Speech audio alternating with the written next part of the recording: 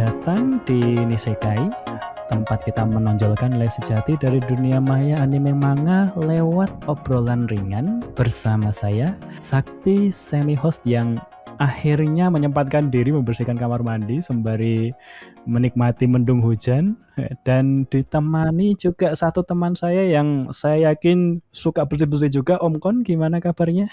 Yes, saya habis beli sikat elektrik untuk kamar mandi, jadi tidak lagi menggosok Oh, dengan luar tenaga, kita biasa. menggunakan teknologi ya. Teknologi ya. Dan yang terakhir Kalau ini yang lain, kayaknya juga menikmati teknologi ya juga. Ini Kakak Rufi, bagaimana kabar hari ini? Dan silahkan Yo, dibuka apa topiknya, silahkan. luar biasa hari ini. Walaupun tidak sehujan tempatnya Kak Sakti. Untuk tema hari ini, walaupun kita sedang bahagia, tapi sayangnya tema hari ini agak menyedihkan, yaitu tearjerker anime manga. Mm-mm. Oke, Hmm. ini kenapa ini tearjerker ini? Ini apa yang berkesan gitu menurut Kakak Rufi ini? Ya, gimana ya? Manga anime itu kan berkembang ya. Jadi yang awalnya itu untuk anak-anak atau mungkin hal-hal yang gag gitu ya. Itu makin ke sini tuh ternyata juga mempunyai ini ceruk sendiri yang ternyata menarik gitu ya, yaitu dari sisi dramatisnya atau sisi penguras air matanya seperti itu, Kak. Jadi dan ini juga ini ya, latar belakang dari Nisekoi ini juga dari obrolan kita tentang live action dari 5 cm per second dari Makoto Shinkai yang juga merupakan salah satu anime tearjerker yang mungkin menurut saya ya, saya pribadi itu yang paling berkesan seperti itu Kak. Jadi patut dirayakan lah, merayakan merayakan kesedihan lah intinya. Dan memang ya kita merayakannya dengan memulai channel YouTube di hari pertama kali tayangnya ya. Ya itu lumayan juga Wah, kita memperingatinya dengan cara kita sendirilah ya. Nah, mungkin juga ada kesan yang ingin di-share oleh Om Kon ini terkait tearjerker mungkin? kalau saya sebagai penggemar manga-manga komedi ya, jadi komedi itu kadang-kadang terasa lebih lebih menyenangkan untuk dibaca ketika dia ada kontrasnya, yaitu rasa sedih. Jadi eh, bahkan di dalam anime-anime komedi pun gitu atau anime-anime yang ringan itu mengandung banyak yang bagus, gitu juga punya banyak scene-scene yang membuat kita merasakan kesedihan, karena apalah arti sebuah kebahagiaan, kita nggak tahu kita bahagia kalau kita nggak pernah sedih kan, kita nggak tahu rasanya kenyang kalau kita nggak pernah lapar gitu. Contohnya kalau misalnya yang pertama, anime pertama yang saya kenal kan Doraemon kan, dan Doraemon ketika tayang di serial kan memang nggak ada sedih-sedihnya, standar lah slice of life. Tapi ketika kita nonton movie-nya yang apa judulnya? Stand by Me. Stand by Me itu kan selain kita tertawa, kita juga meneteskan air mata tentang ceritanya. Dan itu yang membuat Stand by Me itu menjadi lebih dari sekedar slice of life Doraemon di masa saya kecil. Menurut saya sebuah cerita itu kan harus ada naik turunnya, nggak flat gitu. Dan ketika kita habis mengalami story di bagian yang tragedi yang membuat kita nangis, nanti ketika kita ketawa, kita akan ketawa lebih keras. Dan itu yang saya cari dari sebuah cerita. Naik turunnya itu yang kita dibawa ombang-ambingnya cerita oleh author. Itu Kak Sakti. Naik turunnya di suatu cerita begitu ya. Jadi mood-moodnya suatu plot. Nah, ini memang beberapa yang juga saya teringat itu yang tadi juga sempat disinggung Om Kon itu kan komedi yang ada kontrasnya. Jadi istilahnya suatu genre yang bukan memfokuskan ke sesuatu yang menyedihkan, tapi justru ada hal yang menyedihkan gitu. Jadi memang ada juga satu scene yang menurut saya pun juga menyedihkan, yaitu yang datang bukan dari suatu manga yang menyedihkan, tapi lebih ke shonen waktu itu. Jadinya ini ada satu yang menurut saya berkesan itu adalah di Hunter x Hunter, ketika Raja Chimera Ant yang sudah menjelang ajal, tapi menghabiskan sisa hidupnya dengan satu orang buta pemain papan permainan begitu, Sogi Gunggi. ya? Itu yang bukan Sogi, dia Oh, bukan Gunggi. Sogi. Dia Oh, Gunggi. iya, dia 3D. Jadinya bukan kiri kanan aja, tapi juga atas bawah dia. Jadi ada itunya. Dan terus Versi terang 3D chess berarti. iya, jadinya ada 3D-nya begitu. Kalau secara teknis, tapi ya tidak dijelaskan secara itu. Tapi yang sangat menyentuh itu waktu mereka bermain, keduanya itu bermain ya karena yang satu buta, kemudian Chimera Ant-nya sudah mulai melemah daya itunya, jadinya sudah tidak bisa melihat juga. Mereka hanya bermain melalui langsung posisinya. Jadi kayak itu sambil menanyakan, apakah kamu masih di sini? Iya, aku masih di sini. Aku menemanimu sampai kamu mati. Itu yang menurut saya termasuk menyentuh juga begitu. Nah, mungkin kalau Om Kon ada scene yang diingat atau yang berkesan, kira-kira apa Om Kon?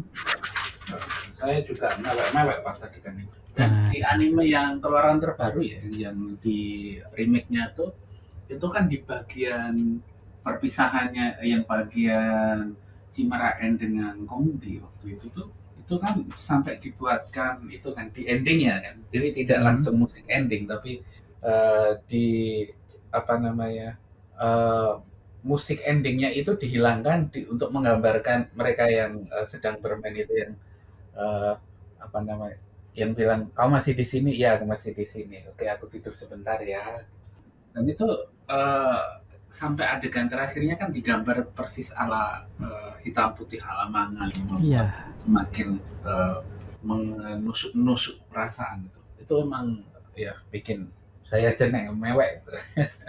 Kalau favorit saya itu tentu ini eh, semua nakama pasti nakama One Piece tahu itu adegan ini yaitu menangisi sebuah kapal.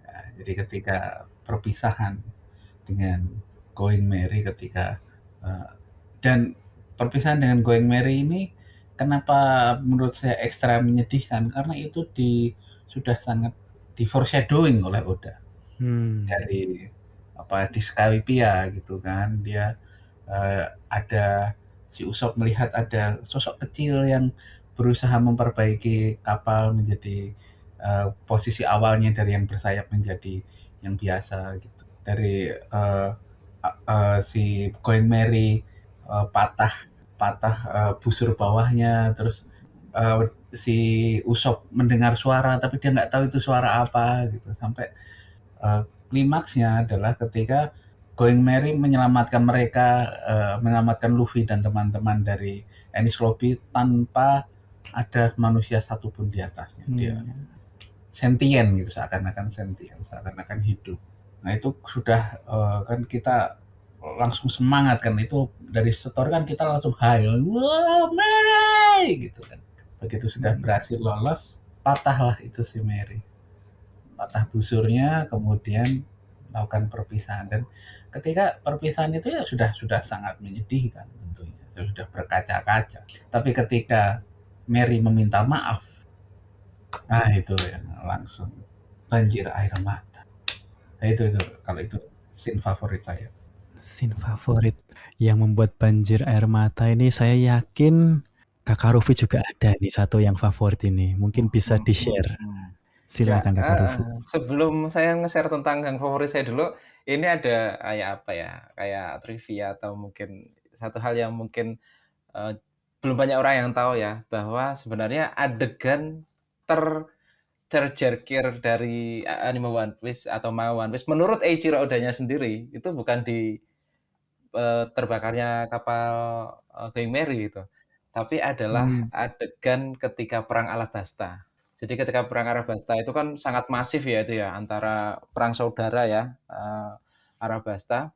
Kemudian di situ ada tokoh sentralnya itu kan si Putri Vivi itu di tengah-tengah dan dia berteriak berhenti perang gitu. Itu adalah adegan yang menurut pengarangnya sendiri Eiichiro Oda adalah salah satu momen di mana dia sampai meletakkan penanya kemudian dia harus harus mempersiapkan diri untuk bisa menggambarkannya dengan baik dan itu menurut si penciptanya sendiri adalah salah satu adegan yang paling sedih yang pernah dia gambar gitu. Karena dia merasakan gitu ya sebagai seorang mangaka itu gimana peperangan itu dampaknya seperti apa. Apalagi perang saudara yang karena hasutan gitu, karena kesalahpahaman yang sungguh sangat sia-sia seperti itu dan Eiichiro Oda memerlukan waktu untuk bisa menggambarnya dan itu adalah salah satu adegan yang paling sedih. Walaupun One Piece itu banyak adegan sedihnya, tapi menurut Oda sendiri adalah adegan perang Alabasta.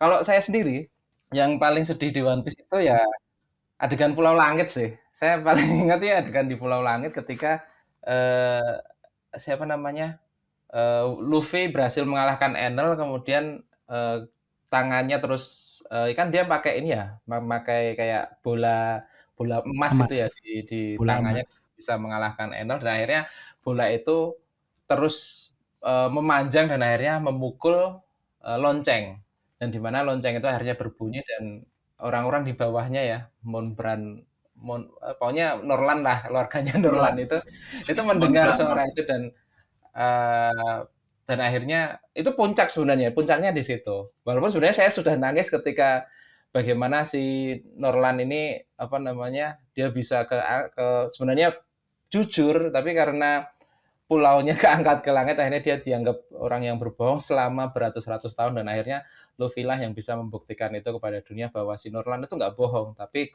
cuma karena ya apa ya kekurang beruntungannya sehingga pulau yang harusnya isinya emas itu terangkat ke langit dan membuat rajanya malu karena atau tertipu seperti itu. Itu menurut saya suatu hal yang ini saya pas itu tuh merasa bahwa wah ini si Eiichiro Oda benar-benar seorang pendongeng yang sangat ahli dan sangat bisa memainkan ini ya suasana gitu. Dari sedih, pertarungan sedih lagi seperti itu. Itu sih Kak, kalau menjadi One Piece ya. Tapi kalau saya sih menyambung yang kata-katanya Kak Sakti ya. Kalau yang sekarang-sekarang Mhm. sih anime yang mungkin di awal itu isinya lucu-lucuan atau isinya action tapi tiba-tiba sedih itu ya ini Assassin's Classroom ya. Ansatsuki Jitsu. Itu endingnya itu juga salah satu ending yang mungkin paling mengharukan ya. Dimana mungkin kita kalau teman-teman yang belum tahu kita sudah pernah membahas tentang Assassination Classroom ya tersendiri episodenya gitu. Itu kan ini maaf spoiler sedikit itu kan di bahasan yang sebelumnya itu kan kita membahas bahwa kekuatan dari Assassin's Classroom adalah karakter masing-masing siswanya yang karakter tokoh-tokohnya itu yang dibahas secara detail dan justru itu yang membuat endingnya menjadi sangat impactful ya gitu dimana endingnya itu kan ini maaf maaf kalau spoiler alert ya itu kan di absen satu-satu ya di absen dengan segala kenangannya gitu ya dengan segala apa namanya suasananya mengharukannya seperti itu di absen untuk terakhir kalinya dan setelah itu si gurunya menghembuskan nafas terakhir nah itu sangat mengharukan itu kak.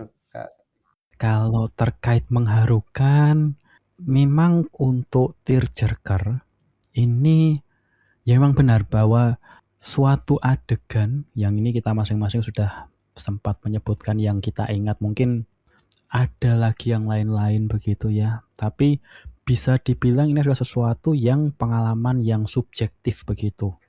Jadinya bisa jadi yang membuat saya terharu itu untuk orang lain malah menggelikan. Tapi bagaimanapun terkait untuk kesubjektifan ini itu memang masuk kalau menurut saya itu adalah sesuatu dari yang kita relate begitu. Dan kalau menurut saya kalau misalnya terkait yang kesubjektifan ini kita sebisa mungkin itu jangan membuat orang lain itu merasa bersalah kalau mereka juga tidak merasa sedih di scene yang kita sedih. Itu yang kalau menurut saya. Tapi kalau misalnya terkait subjektivitas ini menurut Kakak Luffy gimana ini kalau terkait subjektivitas scene-scene yang menyedihkan? Ya, betul. Saya sih setuju ya, karena memang ya sama seperti horor atau komedi yang kita bahas sebelum-sebelumnya ya. Itu memang relate atau enggaknya suatu konten itu dengan kita gitu ya. Termasuk dengan bagaimana itu membuat kita sedih itu juga relate atau enggaknya gitu. Sama seperti dan memang anime manga juga berkembang gitu. Mungkin kalau kita bicara tarik ke belakang ya, kayak misal sejarah anime tearjerker ya, itu kan mungkin di awal-awal tahun 70-an gitu ya, atau 80-an, atau kita bicara anime-anime klasik itu, mereka lebih banyak mengupas drama itu dari sisi tragedi atau pasca perang atau penderitaan hidup gitu ya. Salah satu yang paling menonjol di era itu kan itu ya, yang karya monumental dari Studio Ghibli, yaitu adalah Grave of the Fireflies ya. Itu di mana Mhm. eh, anime itu kan berbicara tentang penderitaan gitu ya, penderitaan pasca perang, dan mungkin satu dari sedikit anime yang cuma bisa ditonton satu kali seumur hidup biasanya oleh orang-orang penontonnya itu ya. Karena saking saking depresinya, saking menderitanya, saking sedihnya gitu ya. Wah, kalau saya lihat itu, aduh, apalagi kalau udah mungkin ada orang-orang yang udah berkeluarga atau apa namanya punya anak itu, wah itu nonton itu lebih lebih lebih kuat sekali dampaknya gitu. Nah itu kan yang banyak dieksploitasi kan seperti itu ya. Nah tapi semakin ke sini di mana era modern, di mana mungkin kelaparan atau kekurangan itu mulai sedikit demi sedikit diperbaiki ya, taraf hidup naik itu, yang tema-tema seperti itu jadi jarang diangkat ya. Memang beberapa ada gitu ya, masih tentang bencana atau apa gitu, tapi akhirnya kemudian beralih ya, tema-tema kesedihan yang relate dengan masyarakat gitu ya, di mana kemudian era, kayak visual novel diangkat dan lain sebagainya yang lebih ringan seperti itu ya, di mana di situ lebih banyak tentang siswa percintaan seperti itu ya, tentang tentang hubungan gitu ya, hubungan laki-laki perempuan yang kemudian lebih banyak membuat orang lebih gampang menangis gitu. Karena mungkin lebih universal ya gitu ya. Karena kan kalau laki-laki perempuan hubungan dan lain sebagainya itu kan mungkin setiap orang akan ada relativitasnya gitu, ada relate-nya gitu ya. Nah, dan akhirnya itu yang kemudian sampai saat ini tuh lebih banyak muncul ya gitu. Kita bisa bicara tentang yang tadi ya kayak 5 cm per second seperti itu, atau Your Lie in April, atau kalau saya sih pribadi suka Clannad ya, Clannad gitu. Itu yang akhirnya lebih banyak membuat manga-manga atau anime yang lebih relate dengan kehidupan saat ini. Mungkin itu Kak. Jadi selain dari kita sendiri, itu memang oleh industri juga sudah melihat itu bahwa kalau kalau memang pengen berhasil ya sesuatu hal yang menjadikan ini dia harus relate dengan keadaan saat ini. Itu sih Kak Sakti.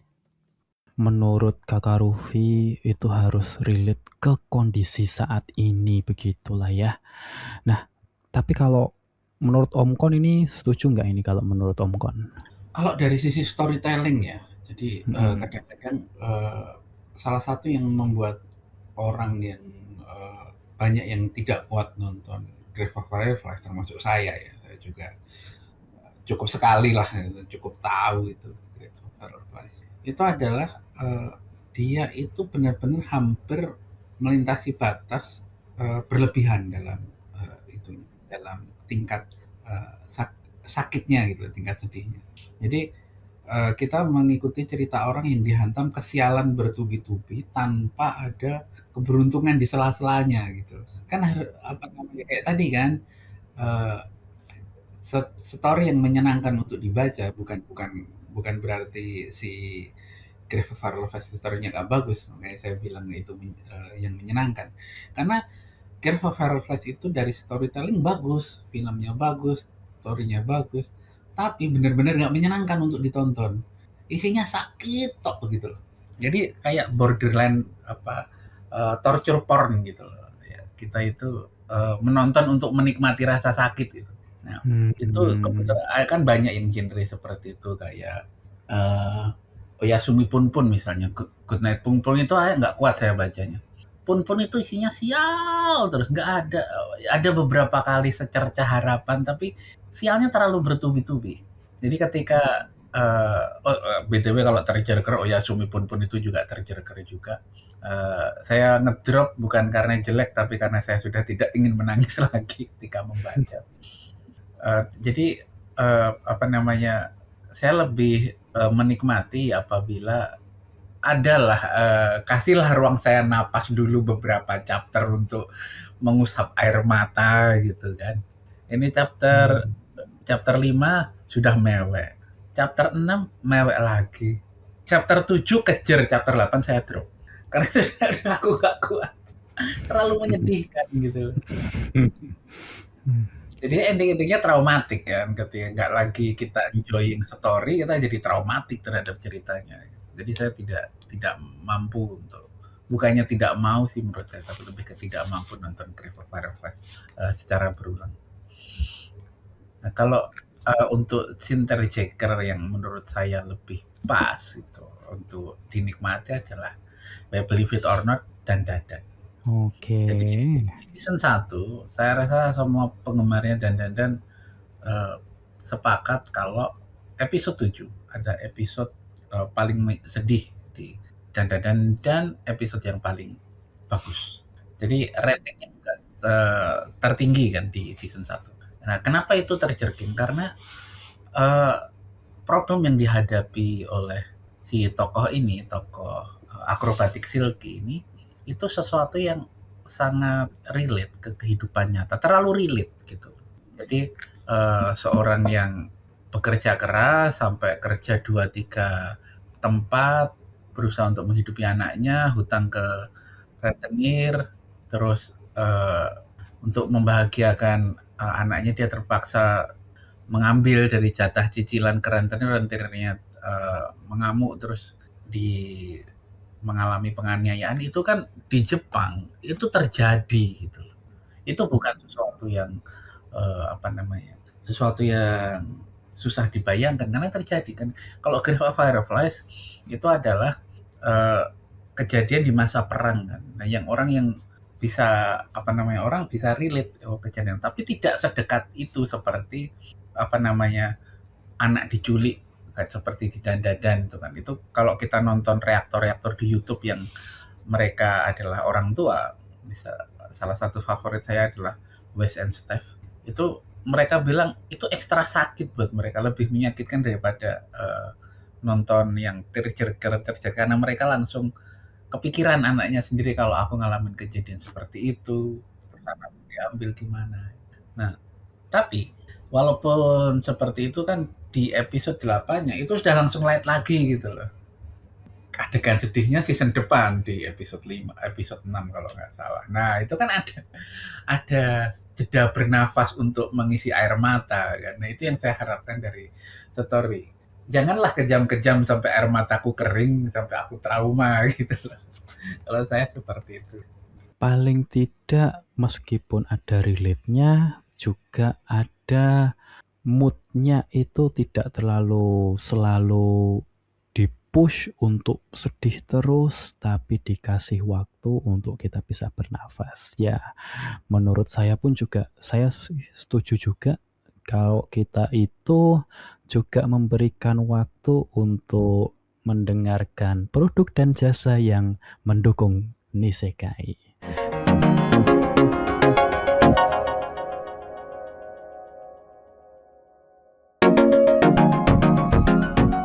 Dan kita balik lagi setelah kita bernafas dengan produk dan jasa. Tapi kalau terkait produk, ini kan memang Animanga Tearjerker ini memang bisa dibilang adalah suatu produk sendiri, dan pembuatnya itu adalah dari sisi pengarang. Nah, ini kan untuk terkait pengarang yang membuat Animanga Tearjerker ini menurutku adalah suatu pekerjaan yang tingkat kesulitannya itu tinggi. Karena kembali lagi, kita berusaha untuk membuat relate sesuatu yang subjektif itu adalah sesuatu yang sukar. Nah, ini menurutku itu adalah sesuatu yang susah. Tapi kalau menurut Om Kon, kira-kira ini susah juga nggak ini kalau menurut Om Kon? Secara umum menurut story itu kan memang tidak gampang ya.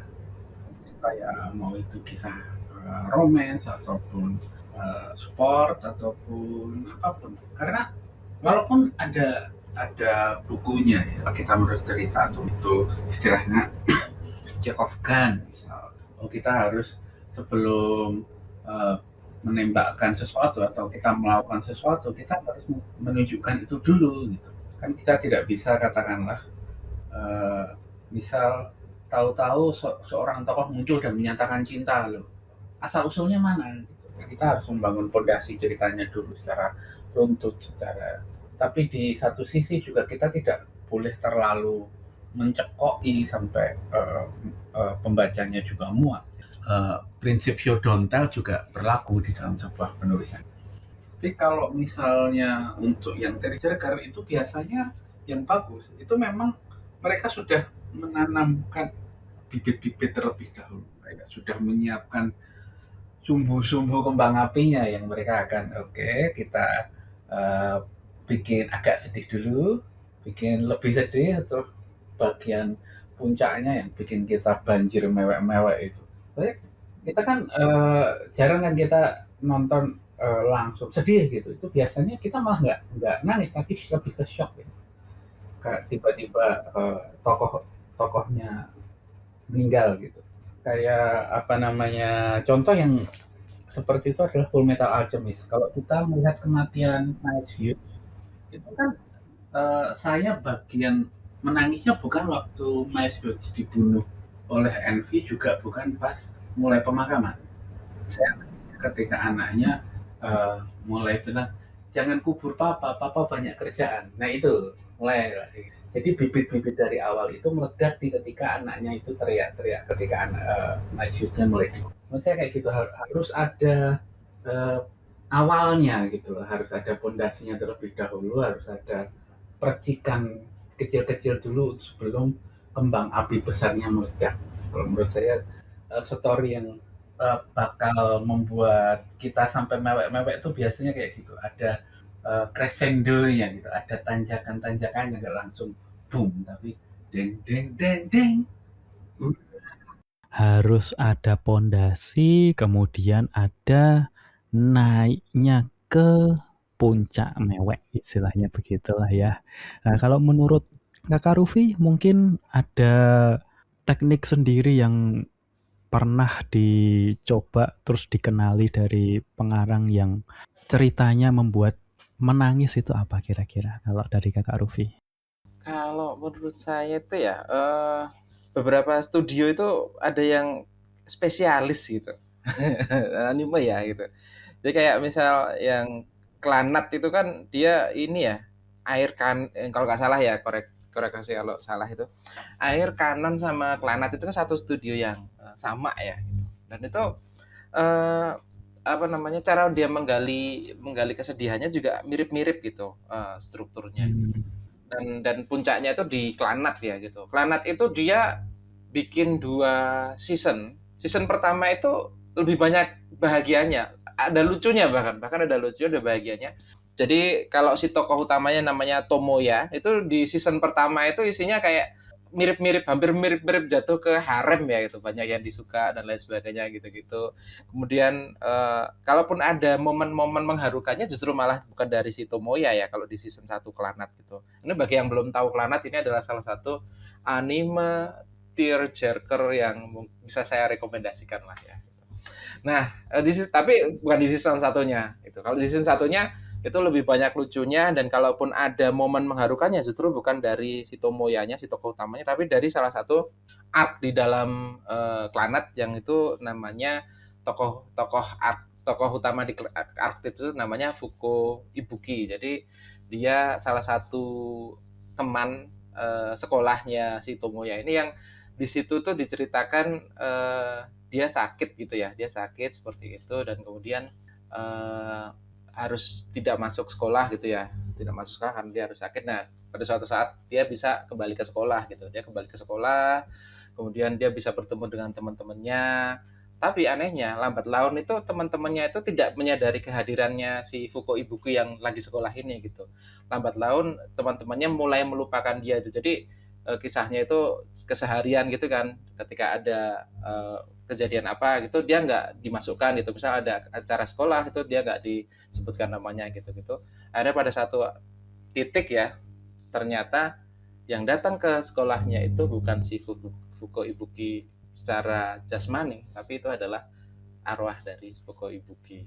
Dan dia sedikit demi sedikit mulai dilupakan oleh teman-temannya, dan ketika tidak ada satupun yang ingat, itu adalah momen yang paling mengharukan gitu.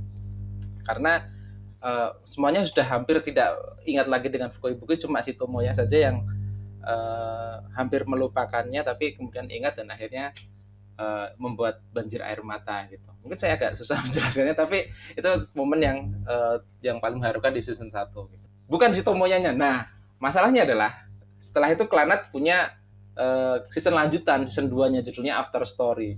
Nah, itu yang paling parah gitu. Jadi Tomoyanya udah lulus sekolah, terus dia nikah dengan salah satu teman sekolahnya, namanya kalau nggak salah Nagisa gitu ya.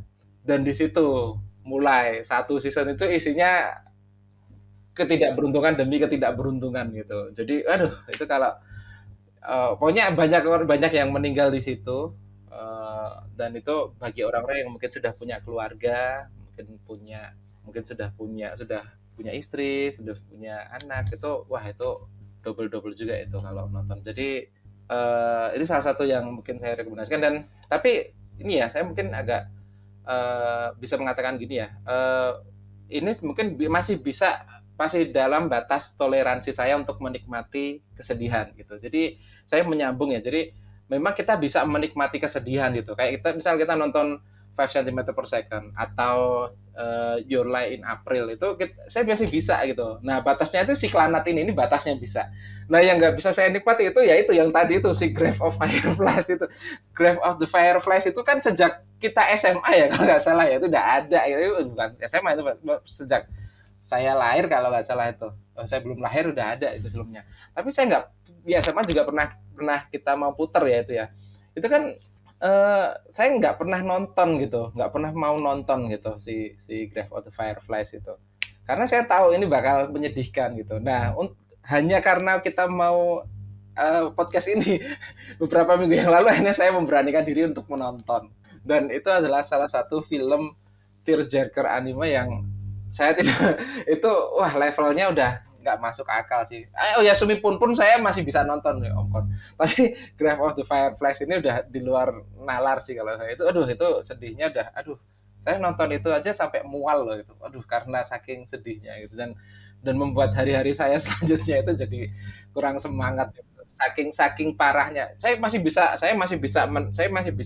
nonton Pun. Saya masih bisa nonton Clannad, batasnya lah gitu. Nah, The Grave of the Fireflies itu udah di luar tata suryanya si ini gitu. Si anime-anime yang saya sebutkan tadi, Assassin's Classroom atau Anohana atau apalah gitu. Ini si Grave of the Fireflies, aduh itu. Karena aduh pas penggambaran kemiskinan, penggambaran kelaparannya itu, aduh itu udah itu ini sih traumatis bagi yang nonton. Makanya itu mungkin satu kali seumur hidup yang harus ditonton sih. Itu Kak Sakti. Berarti kalau untuk yang Grave of Fireflies ini Kakak Rufi termasuk merekomendasikan atau tidak merekomendasikan ini berarti ini? Kalau saya sih Grave of the Fireflies ini saya rekomendasikan untuk ditonton sekali seumur hidup lah. Paling enggak ini untuk mengatakan bahwa jangan sampai ada peperangan lagi, itu bagus. Gitu. Berarti itu termasuk yang bisa direkomendasikan untuk menekankan terkait kesedihan itu, begitulah ya. Nah, ini berarti untuk rekomendasi kalau Kakak Rufi itu Grave of Fireflies, begitulah ya, untuk yang top of the top. Nah, ini kalau Om Kon berarti tadi Oyasumi Pun begitu untuk yang ya, karena saya aja kan ngedrop kan itu ya. Saya masih kalau misalnya dan itu pas itu, karena kalau di dan itu secara umum ya. Kan dia ada yokai, ada alien. Yokai ini biasanya backstory-nya sedih. Kalau alien itu karena aliennya brengsek. Itu aja. Jadi kita kalau misalnya ada yokai, kita bisa mengharapkan sebuah background story yang sedih dari situ. Dan itu pas kan, karena dan itu multi genre gitu kan, dari kadang action, kadang romance, kadang komedi, kadang-kadang campuran, dan sesekali ada yang bagian flashback yang bikin bener-bener nangis itu. Jadi itu buat saya. Jangan lupa kalau salah satu faktor penting dari scene-scene tearjerker itu adalah musik.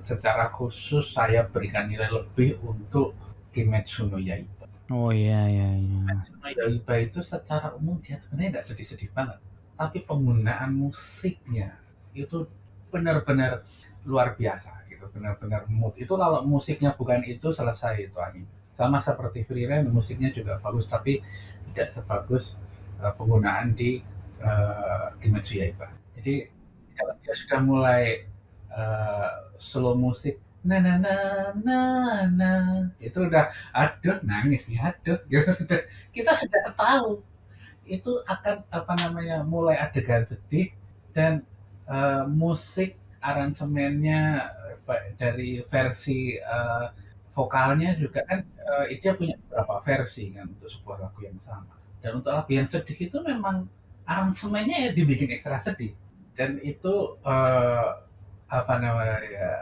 menurut saya salah satu contoh penggunaan musik untuk memanipulasi emosi penonton itu menurut saya Kimetsu no Yaiba masih the best. Alasan ada teman saya yang apa namanya nonton tanya Infinity Castle worth it nggak untuk ditonton di bioskop apa aku nonton nanti aja nunggu di streaming. Saya bilang worth it karena musiknya musik dan sound itunya nggak akan bisa kita rasakan seindah dan se-impactful itu kalau kita di rumah cuma nonton lewat speaker TV, tidak ada sound system yang mendukung.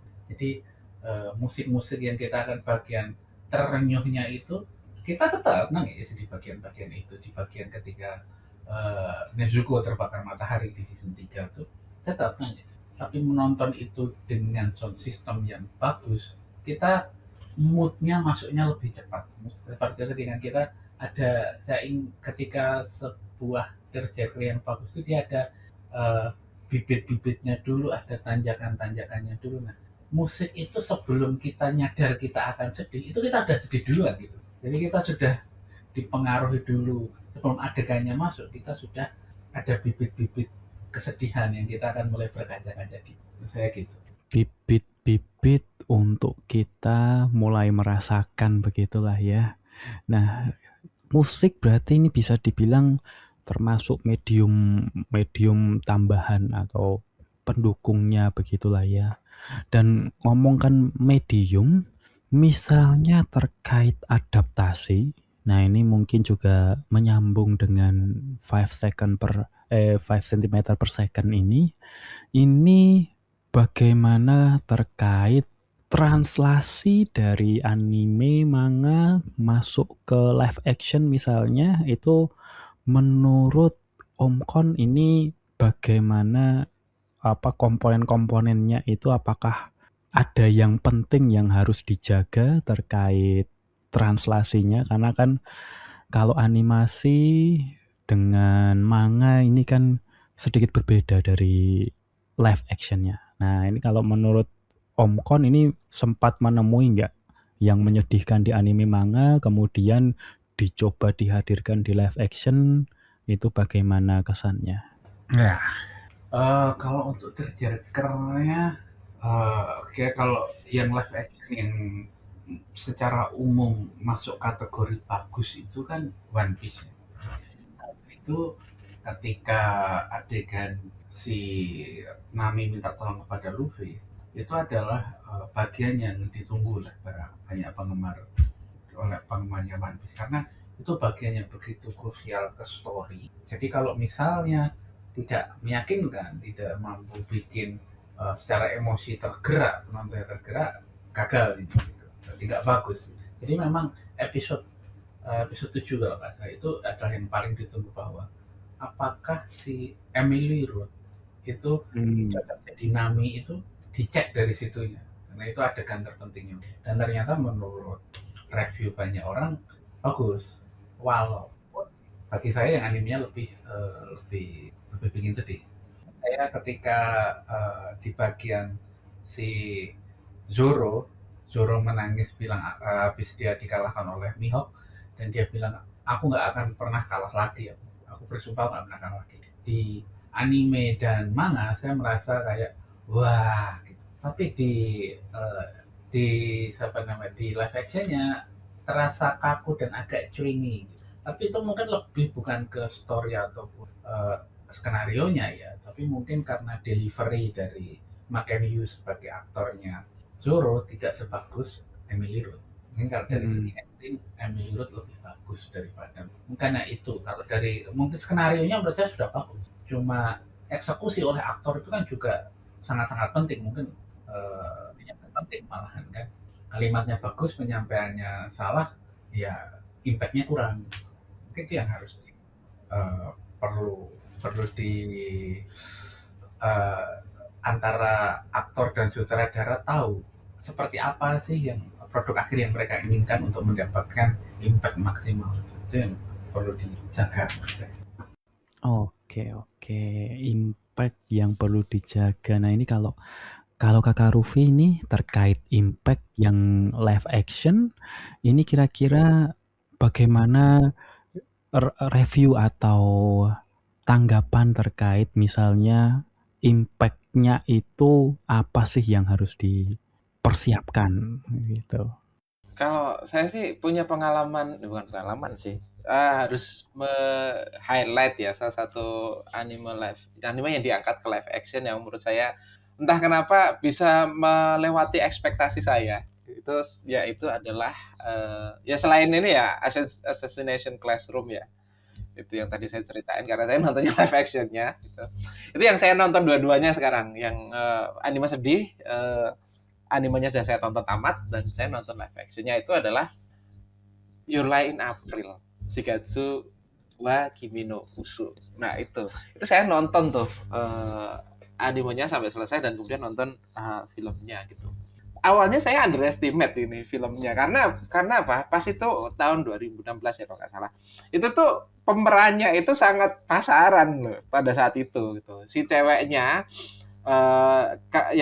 tokoh utama ceweknya Kaori Miyazuno itu kan diperankan kan sama kalau nggak apa namanya pemeran namanya pemeran yang juga memerankan tokoh utama Chihaya Furu yang itu yang permainan kemarin itu. Jadi dia pas itu lagi naik daun gitu. Lah, sementara si cowoknya si jadi Kose Arima itu adalah Kento Yamazaki atau Yamaken gitu.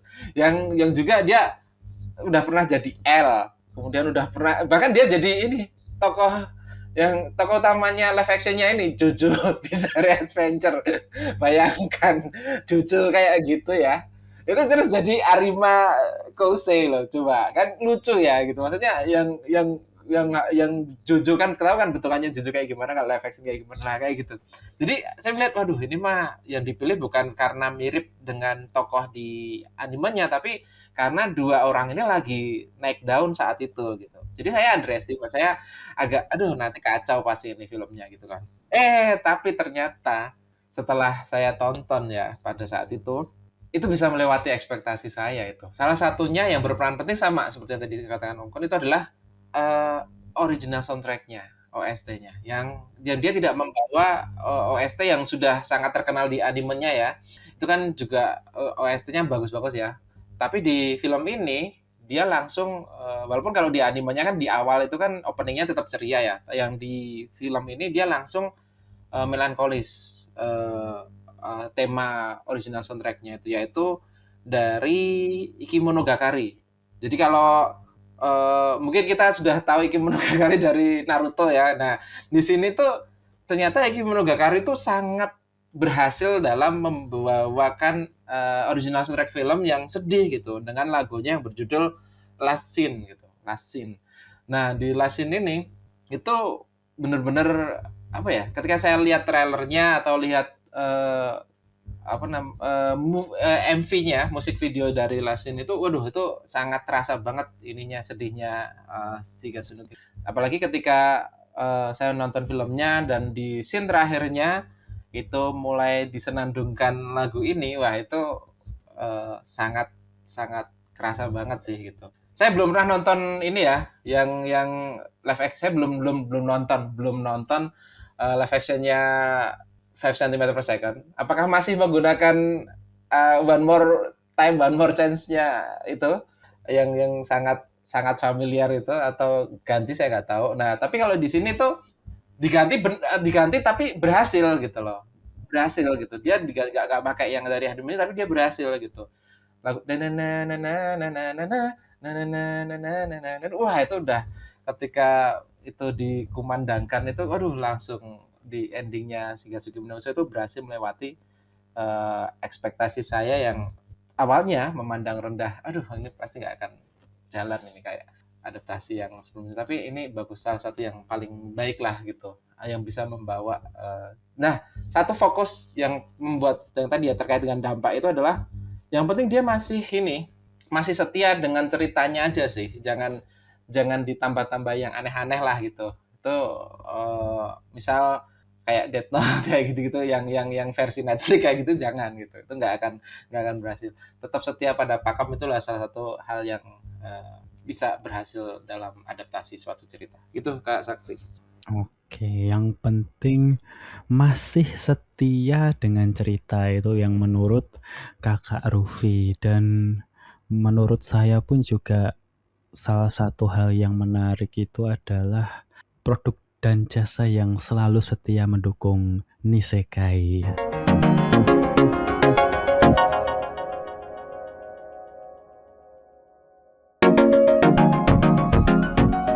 Dan kita balik setelah kesetiaan produk dan jasa. Ini terkait cerita, ini tidak bisa dipungkiri, ini adalah terkait dua sisi. Kalau menurut saya, dari Tearjerker ini saya jadi teringat terkait tragedi dan komedi itu adalah sisi lain dari satu koin yang sama. Jadinya untuk yang satu bisa dibilang tragedi, untuk yang lain bisa dibilang komedi. Dan ini yang salah satu hal juga yang membuat saya pun merasa terkait pembuatan cerita Tearjerker yang memang menyasar ke emosi yang sedih itu, ada sesuatu yang sukar adalah apabila kita salah mengisikan atau menyampaikan cerita itu bisa jadi sangat susah. Nah ini kalau misalnya menurut Kakak Rufi, ini hal yang membedakan antara tragedi dan komedi itu apa kalau menurut Kakak Rufi? Ya, sebenarnya yang membedakan tragedi dan komedi itu kan sebenarnya sudut pandang. Ini kalau kalau dari prinsip stand up itu kan biasanya dia bisa menertawakan tragedi ketika dia sudah bisa menerima itu ya. Dia bisa. Jadi ini adalah level penerimaan ya terhadap suatu tragedi dalam suatu kehidupan masing-masing gitu ya.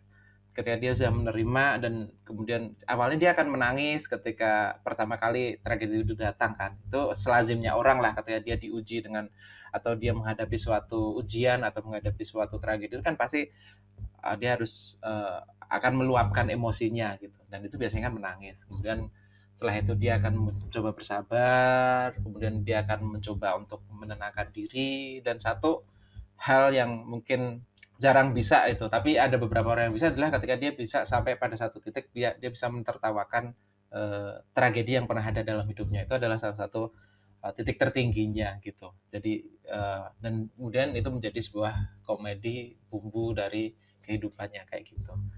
Jadi jadi masalah sudut pandang aja, dan waktu sih kayak gitu. Waktu yang bisa mengubah itu. Cuma kan dalam anime itu kan kadang memang unsur komedi menjadi tragedi itu kan karena terbatas ya. Kita hanya ya kebanyakan slice of life ya. Jadi hanya potongan dan bukan bukan orang seutuhnya yang kita akan tonton kan. Jadi akhirnya komedi menjadi tragedi itu memang suatu rumus yang tadi yang kita bahas sebelumnya ya gitu ya. Yang memang sering banget dipakai gitu.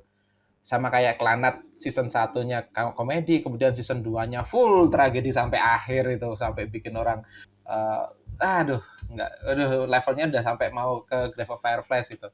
Kayak gitu, atau yang seperti itu, seperti Assassination Classroom juga seperti itu. Satu cerita awalnya itu happy happy action dan lain sebagainya, endingnya dibikin nangis kayak gitu. Angel Beats juga gitu di awalnya kocak gitu-gitu kan. Endingnya ternyata ada sesuatu yang plot twist di dalamnya kayak gitu. Itu yang memang lebih mudah untuk membuat orang itu di seperti roller coaster gitu. Dia akan lebih merasa jatuh itu. Apabila dia ketinggiannya udah terlalu tinggi itu, udah mencapai ketinggian yang mungkin orang akan apa namanya jatuhnya bisa menjadi semakin dalam gitu. Jadi melambungkan harapan kan kalau ada pepatah ya, jangan terlalu berharap terlalu tinggi karena nanti jatuhnya akan lebih sakit gitu. Nah itu sama kayak gini itu. Jadi orang memang diangkat dulu baru dijatuhin gitu. Nah di sisi lain juga ada nih yang itu yang resep yang biasanya dipakai ya. Tapi kayak Grave of the Fireflies itu juga itu sedihnya wah nggak ada itu turun terus. Nah ya kayak gitu tuh ternyata banyak loh di anime atau manga yang era-era klasik ya, tahun 70-an, 80-an. Remy yang pernah kita tonton tahun 90-an itu. Itu kan sebenarnya dari manga tahun 70-an juga ya. Itu kan juga sama itu temanya.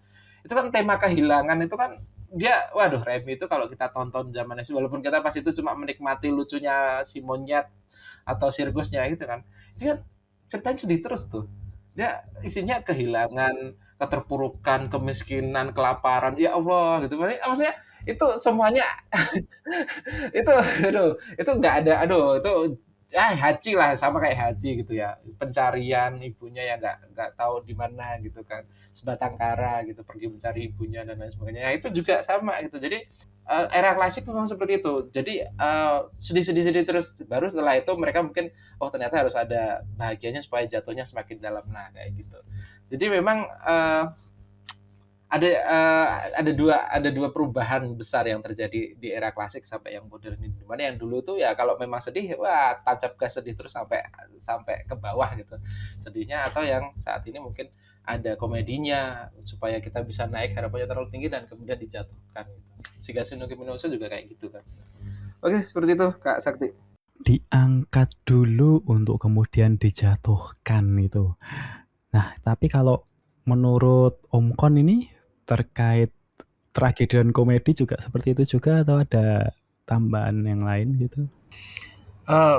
Tragedi dan komedi itu kadang kita ngelihatnya dari sisi siapanya ya. Maksudnya kita berada di sisi karakter itu atau tidak. Jadi ada yang beberapa anime manga yang punya sudut pandang unik yang tokoh utamanya itu tokoh yang jahatnya gitu loh, tokoh yang jahatnya.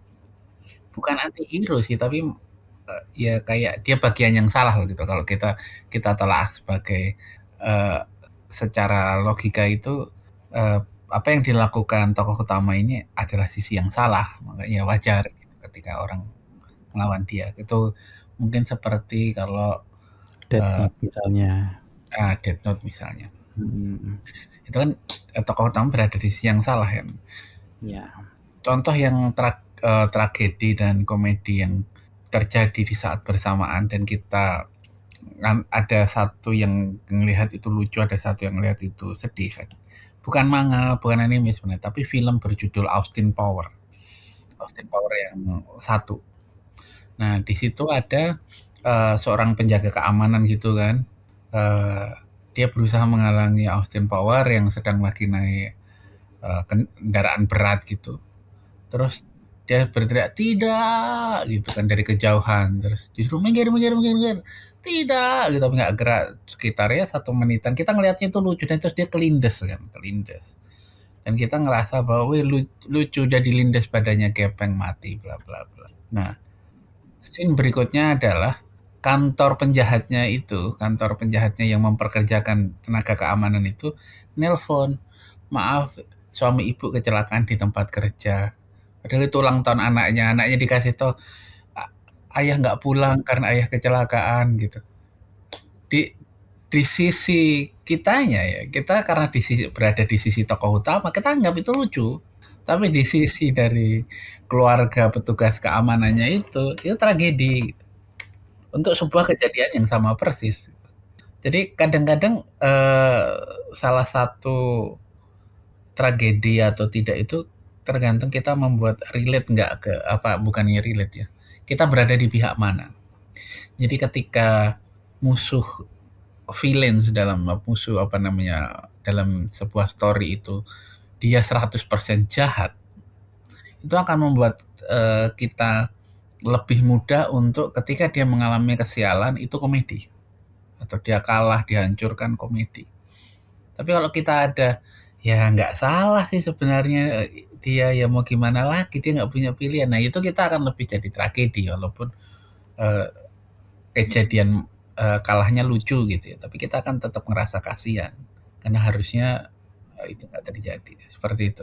Nah ini kalau kita melihat sudut pandang, ini memang ya kembali lagi ke subjektivitas terkait menyedihkan dan tidak, itu juga termasuk ya bisa dibilang sudut pandang pribadi masing-masing lah ya. Itu memang inti dari suatu cerita. Dan satu komponen yang termasuk inti juga itu adalah di bagian ending. Nah ini kalau misalnya terkait suatu cerita tearjerker yang misalnya terkait untuk ceritanya itu memang ditujukan untuk membuat menangis atau ya memang ada dramanya di situ. Ini kalau menurut Om Kon, ini ending yang cocok untuk suatu tearjerker itu menurut Om Kon itu ending yang seperti apa? Yang memberikan closure. Jadi contohnya itu di Assassination Classroom ya. Ketika baca Assassination Classroom itu sudah dari awal bukan dari awal, di sekitar tengah-tengah itu sudah diceritakan bahwa mau nggak mau gurunya harus mati, kalau enggak dia akan meledak dan menghancurkan bumi gitu. Udah nggak bisa dicegah lah intinya. Dan endingnya kan juga tearjerker kan, seperti yang diceritakan Kak Luffy tadi. Tapi itu nggak true endingnya. True endingnya adalah si tokoh utama menjadi guru dan dia melakukan hal-hal yang diajarkan oleh guru Koro Sensei gitu. Dia jadikan pedoman untuk kehidupan dia selanjutnya. Itu kan memberikan closure bahwa ajaran dari Koro Sensei itu masih dilanjutkan oleh tokoh utama. Nah, menurut saya perlu adanya closure di ending cerita yang membuat menangis gitu, karena kita cerita yang berhenti di puncak tangisan itu tadi, menurut saya setelah nonton kita kosong gitu loh. Nah, dan itu bukan perasaan yang menyenangkan bagi pembaca seperti saya ya. Kalau orang lain mungkin ada yang menyukai sensasi itu. Tapi saya menyukai yang sudah, oh ya, kayak ada harapan di masa depan gitu. Nah itu tipe-tipe ending yang saya sukai. Jadi closure, tutup, ya udah nggak usah ada sequel lagi, udah nggak ada perasaan bahwa why kenapa harus kayak gitu, kenapa kehidupannya harus seperti ini ya. Itu kan nggak closure, kita masih kepikiran. Apalagi kita merasa hampa di dalamnya gitu. Gitu Kak. Yang ada closure-nya gitu ya. Luar biasa Yes. ini. Kalau itu dari Om Kona, kalau Kakak Rufi ini kira-kira apa ending yang menurut Kakak Rufi itu ideal untuk cerita tearjerker? Kalau saya sih kadang itu merasa bahwa yang tearjerker itu kadang memang kita sering membahas, oh susah ya membuat suatu anime tearjerker gitu, atau situasi tearjerker gitu ya. Tadi Kak Sakti juga bilang lebih susah. Mungkin enggak, bukan tadi sih. Maksudnya kita kadang mikir, oh lebih susah daripada bikin lucu gitu, komedi gitu, untuk suatu hal yang menyedihkan gitu. Tapi padahal kalau kita pikir ya, cara paling gampang ya kita lenyapkan saja karakternya gitu kan ya. Kayak One Piece lah gitu. Dibikin mati aja esnya gitu. Udah itu udah pada emosi semua gitu ketika es dibuat bolong sama Akainu gitu kan ya. Wah itu momen yang paling salah satu momen lah ya. Banyak orang mengatakan itu momen paling menyedihkan One Piece, tapi kan tadi Ichiroda ternyata bukan itu ya. Nah, sama dengan yang itu ya, sama dengan kehilangan orang itu ya. Kehilangan entah itu benda atau sesuatu ya, kayak tadi One Piece Om tadi juga terbakar gitu ya, Boy Mary, atau sebagian besar yang tadi saya ceritain Tearjerker itu juga kehilangan semua gitu ya. bagaimana dari buyutannya itu ya, Grave of the Fireflies. Kemudian Remy juga kehilangan juga, kemudian Shikatsu wa Kimi no Uso juga kehilangan. Jadi hampir semuanya kehilangan. Nah, itu menurut saya hal yang paling gampang lah ya untuk membuat orang menangis karena kehilangan itu relate gitu. Karena setiap apa yang hidup itu kan pasti akan menemui kematian gitu ya. Itu relate banget. Tapi saya jadi berpikir bahwa ya eh, kita yang para maka atau anime maker ya paling enggak ya jangan itu aja gitu loh yang dipakai untuk membuat tearjerker gitu loh, kayak Assassination Classroom juga kan kehilangan gitu. Saya lebih suka makanya di sini saya menggarisbawahi kayak Busoku 5 cm ya, 5 cm per second karya Makoto Shinkai itu kan dia nggak ya kehilangan, ya dia kehilangannya cuma putus doang gitu, nggak meninggal gitu. Itu saya suka karena ya itu nggak ada yang meninggal di situ gitu ya. Paling nggak sampai saat ini yang saya tahu nggak ada yang meninggal di situ gitu. Dan di situ kan lebih ke karena si Makoto Shinkai kan sutradara yang auteur ya, itu yang sangat personal dalam membuat anime filmnya gitu. Itu juga walaupun tidak ada yang di situ, tidak ada yang sakit, tidak ada yang meninggal, tidak ada yang kehilangan dalam artian tidak bertemu selamanya, tapi itu bisa sangat relate gitu ketika saya dulu nonton gitu. Dia nggak perlu harus ada adegan orang meninggal gitu untuk bisa menyampaikan tearjerker. Cukup dengan adegan misal dia harus menempuh waktu yang lama untuk bisa bertemu dengan orang yang dia sukai kayak gitu kan. Harus naik kereta, habis itu ketemunya cuma sebentar, terus harus pergi lagi dan lain sebagainya. Itu menurut saya sesuatu hal yang yang bisa saya nikmati. Nah, ini salah satu film anime yang tearjerkernya itu bisa saya nikmati gitu dibandingkan yang tadi ya, apalagi Grave of Firefly itu nggak bisa itu. Nah, ini yang bisa saya nikmati, bisa menikmati kesedihannya gitu. Itu yang paling aman gitu. Dan juga endingnya itu adalah ketika ini paling ikonik itu ketika endingnya kalau nggak salah si tokoh utamanya itu ya Takaki itu bertemu dengan yang merasa bertemu dengan seseorang yang mirip dengan Akari lah gitu ya di perlintasan kereta api, dan ketika mau ketika mau lewat gitu kan tiba-tiba rangkaian kereta datang gitu. Nah, itu menurut saya sesuatu hal yang apa ya? Sesuatu hal yang meninggalkan kesan sih. Dia nggak yang menyedihkan banget gitu ya. Menyedihkannya itu dicicil dari awal gitu, dimana ketika dia cerita tentang ternyata 5 cm per second itu adalah jatuhnya bunga sakura sampai ke bawah lah kayak gitu-gitu, itu udah ada sendunya itu. Jadi dia nggak yang menguras air mata, tapi sedikit demi sedikit dan akhirnya ketika di akhir itu dia keretanya itu semacam sesuatu hal yang memisahkan, benar-benar membawa shock terapi ke si Takaki dan menyadarkannya bahwa si Akari memang sudah tidak bisa bersama lagi gitu. Gitu itu menurut saya suatu ending yang tidak perlu ada yang meninggal, tidak perlu ada yang kehilangan, benar-benar kehilangan orang gitu ya, tapi merelakan dan kemudian bisa menerima seseorang tidak menjadi miliknya. Itu adalah suatu hal yang mungkin perlu dipelajari juga gitu untuk yang para sineas atau maka yang lain, untuk bisa nggak perlu bunuh orang di sini gitu untuk bisa bikin orang menangis gitu. Mungkin itu Kak Sakti. Ya, tidak perlu membunuh orang. Wah, yang penting tidak ada yang meninggal. Itu kalau menurut Kakak Rufi, membunuh karakter. Oh iya, ini aku juga mau menambahkan ini terkait yang ending dari Assassination Classroom itu aku sempat baca. Ternyata memang untuk si Koro Sensei itu sendiri kemungkinannya untuk meledak itu ternyata sangat kecil sekali. Dan endingnya itu yang para muridnya dipaksa untuk membunuh si Koro Sensei itu adalah karena ada negara-negara yaitu yang tidak peduli terkait kemungkinan itu, dan kalau dalam batas waktu itu tidak mati, mereka akan meluncurkan senjata ke Koro Sensei. Ya itulah, itu yang menyebabkan sedikit menambah kesedihannya di situ.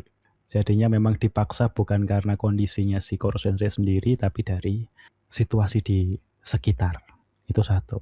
Dan yang kedua, untuk yang tambahan itu yang terkait 5 cm per second ini, kalau yang aku sering lihat itu memang endingnya itu menurutku orang kayaknya lebih sering menyalahartikan kalau yang dari ending-nya. Tapi adalah suatu ending yang sebenarnya cukup menarik untuk didiskusikan panjang lebar dalam obrolan itu memang. Nah, kalau untuk terakhir, ini kan ending itu adalah terakhir. Ini kalau Kakak Rufi mungkin ada yang mau ditambahkan terkait Tearjerker ini? Ya, menurut saya anime Tearjerker itu tidak ada salahnya untuk bisa kita coba masukkan dalam setlist atau daftar tontonan kita gitu ya. Kalau kita mungkin ingin merasakan sesuatu hal yang berbeda, kalau mungkin terlalu banyak nonton komedi atau action, sekali-kali coba deh. Dulu saya juga merasa, wah ngapain nonton anime yang sedih gitu ya, yang drama atau yang terlalu banyak menguras air matanya gitu. Tapi ketika saya mencoba nonton Clannad, kemudian bahkan film-film anime-anime yang di awal saya tangkap itu adalah lucunya gitu ya, kayak Angel Beats itu kan di awal kocaknya kan gitu. Itu awalnya pertemuan saya dengan mendalami bukan mendalami sih, lebih banyak dengan anime Tearjerker karena banyak anime atau manga yang di awal itu terlihat konyol, lucu, itu ternyata endingnya itu sangat mengharukan gitu, sangat tear-jerking. Nah itu sih, jadi saya merasa kemudian setelah itu saya benar-benar coba anime atau manga yang benar-benar sedih gitu, ya kayak Clannad gitu ya, Clannad yang season 2 kayak gitu-gitu yang memang dari awal sedih, dan saya merasa bahwa itu membuka paradigma barulah gitu untuk bisa menikmati sensasi yang lain dibandingkan mungkin hanya ketawa atau perasaan lega atau perasaan yang senang karena adegan aksi kayak gitu. Menurut saya itu sesuatu hal yang menambah pengalaman sih, dan juga kita bisa ini yang menurut saya agak penting adalah membangun empati juga sih dengan adanya kita menonton ini. Kita bisa menjadi lebih empati. Oh, ternyata ada di luar sana mungkin yang mempunyai kekurangan atau mempunyai keadaan yang mungkin berbeda dengan kita gitu, dan oh ternyata kita bisa ini khususnya untuk yang Grave of Fireflies ya, itu juga kita bisa mendapatkan pandangan baru bahwa oh ini bisa jadi sebuah ini ya kampanye untuk bisa menekan agar tidak terjadi perang dunia ketiga dan lain sebagainya. Itu mungkin saya salah satu yang fungsi lain dari sebuah animator Jacker ya. Itu sih Kak Sakti. Fungsi lain dari anime manga Tearjerker. Nah ini yang terakhir dari Kakak Rufi. Nah mungkin kalau Om Kon mungkin ada yang terakhir mau di-share ke teman-teman kita? Kalau saya karena bukan penggemar yang spesialis Tearjerker ya, karena tragedi itu adalah salah satu genre yang paling jarang saya baca, walaupun kadang-kadang ada yang story-nya dan art-nya begitu bagus, seperti To Your Eternity itu saya nggak punya pilihan selain terus membaca karena sangat bagus, walaupun isinya tragedi doang gitu. Tapi untuk banyak scene-scene yang karena sebuah storytelling itu kan seperti yang saya sampaikan tadi akan lebih menyenangkan apabila ada berbagai emosi yang terlibat, baik itu semangat, sedih, putus asa dalam sebuah story-nya itu, seperti sehingga lebih banyak bumbu dalam cerita. Dan kesedihan juga termasuk bumbu yang sangat bagus dalam sebuah cerita, memberikan kontras, memberikan kestabilan dalam cerita, karena kalau isinya cuma fighting aja, yang salah satu contoh yang masih saya sampai sekarang Kagurabachi itu bagi saya ini isinya fighting doang. Flat gitu loh, satu emosi saja saya ketika baca. Awalnya wah seru, berkelahi doang, nggak ada naik turunnya, nggak ada backstory, nggak ada apa kayak gitu. Saya pikir itu merupakan sebuah bumbu dalam sebuah penulisan cerita. Nah, saya pribadi tentunya bahwa beranggapan karena story Tearjerker itu adalah bumbu, bukan bahan utama. Itu ada yang kayak seperti Your Lie in April ataupun 5 cm per second yang itu adalah bahan utama. Menurut saya lebih pas kalau secara frekuensi itu sedikit, tapi secara kualitas strong, itu intens. Saya lebih menikmati yang seperti itu. Kayak ya titik-titik tertentu kayak seperti One Piece, secara umum dia bukan anime sedih, atau Hunter x Hunter secara umum bukan anime sedih. Begitu juga dengan Fullmetal Alchemist secara umum bukan anime sedih, tapi adanya kontras berupa kesedihan di dalamnya itu, ketirjerkan scene di dalamnya itu mengelevasi story-story emosi-emosi yang lain gitu. Kalau menurut saya seperti itu. Terkait untuk yang akhir, ini mungkin saya mau satu tambahan share juga terkait mungkin satu yang menurut saya menyedihkan tapi bisa coba di-share terkait ending juga. Ini adalah di cerita yang namanya Wakfu. Jadi di Wakfu ini itu ada suatu penjahat, ya penjahatnya itu dia bisa dibilang dia melakukan genosida, melakukan pembunuhan dan brutal segala macam untuk mengumpulkan suatu elemen yang namanya wakfu, begitulah. Jadinya dari awal cerita sampai di ending itu dia berjuang untuk mengumpulkan wakfu itu. Nah, selama cerita itu dia itu melakukan segala kejahatan dan sebagainya lah. Nah, ternyata di akhir diketahui dia melakukan itu semua untuk mengumpulkan wakfu itu karena kalau dia bisa mengumpulkan wakfu, dia bisa kembali ke masa lalu untuk membatalkan semua kejahatan-kejahatan dia. Jadi kalau dalam pikirannya dia, aku tidak masalah melakukan semua ini karena nanti aku akan kembali ke masa lalu untuk membatalkan semuanya. Nah, karena dia punya suatu penyesalan di masa lalu lah dan dia ingin membatalkan hal yang dia sesalkan itu. Nah, sampai di endingnya dia berhasil mengumpulkan wakfu yang cukup untuk kembali ke masa lalu dan akhirnya dia berhasil kembali ke masa lalu tapi hanya 20 menit. 20 menit lebih awal dia bisa kembali ke masa lalu. Itu yang bahkan aku yang menceritakan pun bisa merasakan penyesalannya. Nah, ini yang salah satu hal yang menurutku suatu cara, suatu teknik yang sebenarnya terkait bagaimana si pengarang itu membuka informasi dengan suatu tujuan spesifik untuk mendatangkan atau membangkitkan rasa sedih. Dan ini yang menurutku suatu nilai yang bisa diambil dari ketika kita menikmati anime, kemudian kita merasa, oh ini ada yang kok aku jadi merasa sedih ini. Ini terbangkitkan karena apa? Oh karena ini. Ini yang menurutku sesuatu yang bisa kita coba teliti untuk bisa kita memperdalam rasa relate, rasa empati. Nah ini paling tidak ini perspektifku yang ada juga di sini, semua perspektif kami juga untuk nilai-nilai dari Tearjerker. Tapi bagaimana perspektif kalian? Apakah kalian pernah menangis karena suatu anime scene-nya begitu? Mungkin ada suatu scene yang selalu kalian ingat? Atau judul-judul anime Tearjerker yang ingin kalian rekomendasikan? Silahkan tulis semua di kolom komentar, kami jelas penasaran. Tapi untuk sekarang, terima kasih sudah menemani kami ngobrol, and I hope you have a great day.